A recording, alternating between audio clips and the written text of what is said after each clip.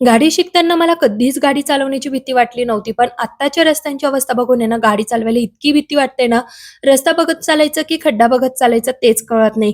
म्हणजे रस्त्यात खड्डा की खड्ड्यात रस्ते आहे ना, ते काही कळायला मार्गच नाहीये. ही आमच्या नाशिकची परिस्थिती सध्याची. कुंभमेळ्याच्या निमित्ताने इतके चांगले-चांगले रस्ते खोदून ठेवलेले आहेत आणि जे खराब रस्ते आहे ना, त्याकडे कुणाचं लक्ष पण नाहीये.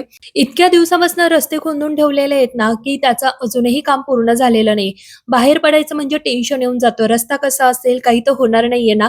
कारण सध्या इतक्या न्यूज येतात ना, अपघाती मृत्यू फक्त ह्या रस्त्यांमुळे ना किती बळी गेलेले आहेत ते. हे फक्त रस्त्याबद्दलच नाही, बाकीच्या भरपूर गोष्टी सध्या घडताय आजूबाजूला.